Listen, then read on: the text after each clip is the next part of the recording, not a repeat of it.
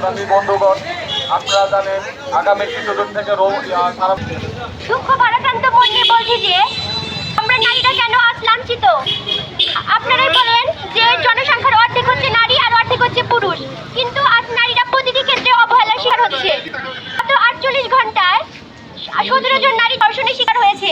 প্রশাসন টেস্ট নিয়ে এই ক্ষেত্রে কেন কোনো পুলিশ আইনিভাবে কোনো সহায়তা করেনি? আপনারা কি মনে করছেন যে আপনাদের ঘরে এটা হচ্ছে না, দেখে কিছু করা যাবে না? কিন্তু আপনারা এটা কি আপনারা নিশ্চয়তা দিতে পারেন যে আপনাদের ঘরে এরকম কোনো ঘটনা ঘটবে না? আপনারা যদি এরকম কোনো পদক্ষেপ না নেন, তাহলে যারা নিতে পারে আপনি তাদেরকে নিয়ে আসুন এখানে, দায়িত্ব তাদের হাতে তুলে দেন। কিসের জন্য আমরা বিভিন্ন ক্ষেত্রে লাঞ্ছিত হব?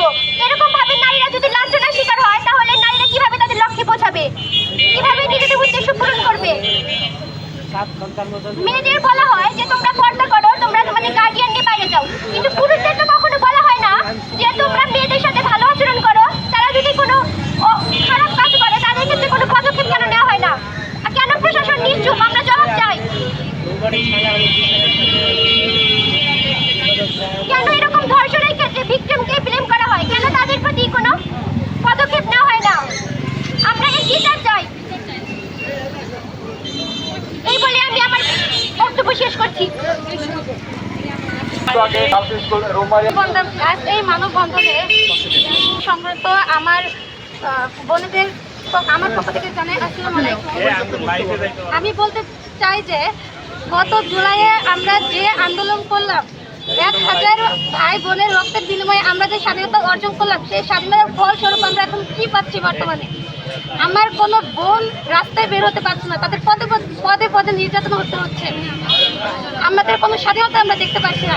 যখন আমরা রাস্তায় চলি তখন আমাদেরকে বলা হয় যে তোমরা তোমাদের মা বাবাকে নিয়ে রাস্তায় বেরো, কিন্তু কখনো কোনো ধর্ষণকারীকে তো বলা হয় না যে তোমরা তোমাদের বোনদেরকে তোমাদের সম্মান চোখে দেখো, তাদেরকে শ্রদ্ধা করো। কেন আমাদের প্রতি এরকম বৈষম্য করা হচ্ছে? আমি প্রশাসনের কাছে জবাব চাই যে প্রশাসন আমাদেরকে কি নিরাপত্তা দিচ্ছেন? যখন আমাদের এইভাবে পদে পদে ধর্ষণ করা হচ্ছে, তখন প্রশাসন কেন তারা কোনো কথা বলছে না? প্রশাসন যদি আমাদের কোনো নিরাপত্তা দিতে না পারে, তবে যারা নিরাপত্তা দিতে পারবে তাদেরকে ক্ষমতা তাদের কাছে দেওয়া হোক, তাদের কাছে না দেওয়াই হোক।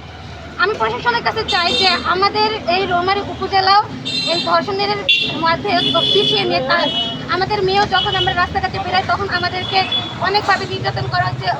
অনেক ছেলেরা আমাদেরকে ফিক্স করে। এটা কেন করা হচ্ছে? প্রশাসন কেন আমাদেরকে কিছু করছে না? যখন আমরা একটা ন্যায়ের বিরুদ্ধে যখন আমরা জুলাই সংগ্রাম করলাম, তখন অন্যায়ভাবে প্রশাসন আমাদেরকে অনেকভাবে গুলি করে মারধর করা হচ্ছে। কিন্তু এখন বর্তমানে আমাদেরকে একটা ন্যায়ের বিরুদ্ধে প্রশাসন কেন আমাদেরকে কোনো রকম স্টেপ দিচ্ছে না? কেন আমাদেরকে নিরাপত্তা দিচ্ছে না? এটা প্রশাসনের কাছে আমার দাবি। আমি চাই যে রৌমারী উপজেলার মধ্যে আমার সমস্ত বোন মারা যেন রাস্তাঘাটে চলে, তাদেরকে নিরাপত্তা দেওয়া হয়, তাদের যাতে কোনো রকম কোনো বিপদ না হয়।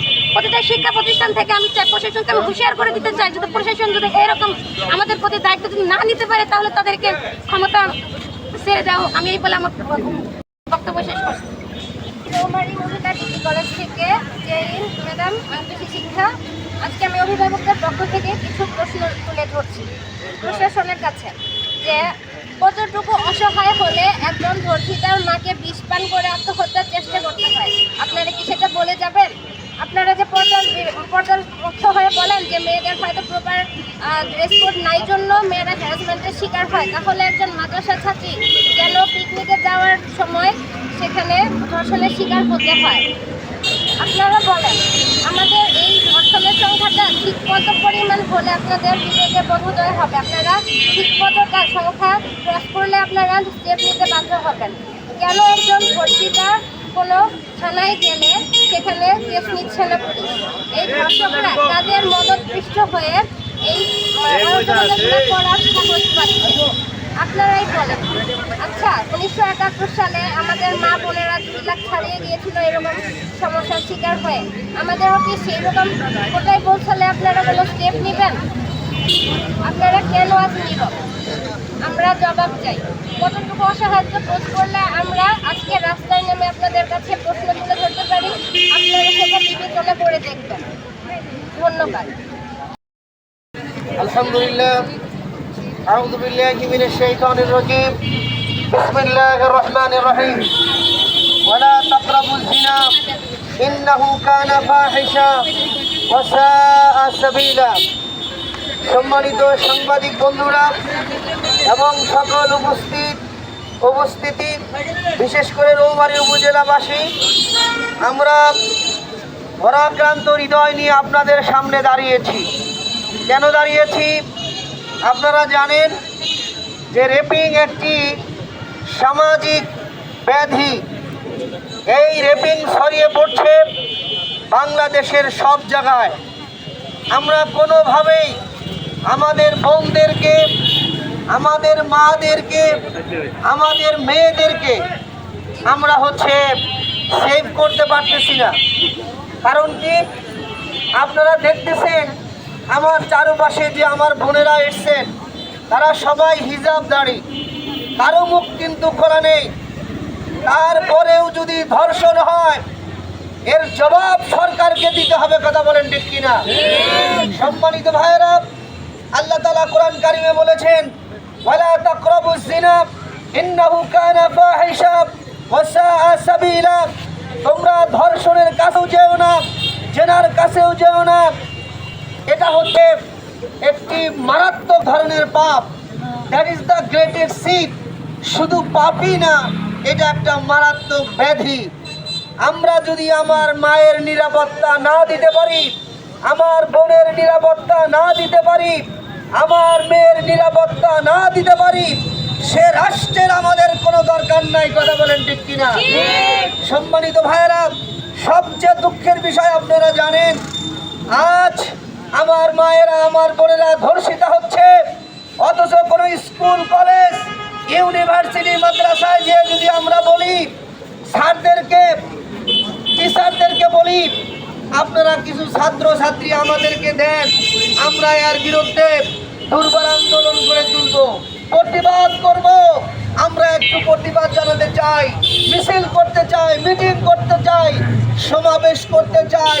ওই স্কুলের টিচারেরা, প্রিন্সিপালেরা, তারা কিন্তু কোনো ছাত্র ছাত্রী আসতে দেয় না। সম্মানিত ভাইয়েরা, তাই আমি আপনাদেরকে বলবো, বাংলাদেশ স্বাধীন হয়েছে। এই স্বাধীন দেশে আর কোনো র্যাপিস্টের, আর কোনো ধর্ষকের জায়গা নেই। আমি আপনাদেরকে অতীব দুঃখের সাথে জানাতে চাই, গতকালকের আগে আমার একজন বোন মিডিয়াতে আসছে, এসে বলছে সে জুলাইয়ের ওই সময় আন্দোলনের সময় 5ই আগস্টের আগে সে ধর্ষিতা হয়েছে, এবং একজন সেটা তদন্ত সাপেক্ষে দেখা যাবে, একজন এখনো সেই র্যাপিস্টটা ঘোরাঘুরি করতেছে, কিন্তু প্রশাসন তাকে গ্রেফতার করে না। অতএব আসুন, আমরা যে যেখানে আছি, এই রেপিস্টদের বিরুদ্ধে, এই ধর্ষকদের বিরুদ্ধে জিরো টলারেন্স করে তুলি, ঐক্যবদ্ধ হই। আমাদের মাদেরকে, আমাদের বোনদেরকে বাঁচাতেই হবে। এর জন্য যদি প্রয়োজন হয় আমাদের আরো কিছু করার, সেটা করব। বিশেষ করে প্রশাসনকে চাপ দিয়ে রেপিস্ট কোথায় আছে খুঁজে খুঁজে বের করে এদেরকে শান্তির আওতায় আনতে হবে। বাংলাদেশ জিন্দাবাদ, ইনকিলাব জিন্দাবাদ। বাংলাদেশে যে ধর্ষণের হার বা ডাকাতি হচ্ছে, এটা নিয়ে খুবই আমরা দুঃখভাবে জানাচ্ছি। আমাদের নারীদের বা মা বোনদের যে নিরাপত্তাটা দেওয়া দরকার, এই সরকার এই বিষয়ে এখনো কিছু দিতে পারছে। এখন সাধারণ শিক্ষার্থীদের পক্ষ থেকে বক্তৃতা করবেন।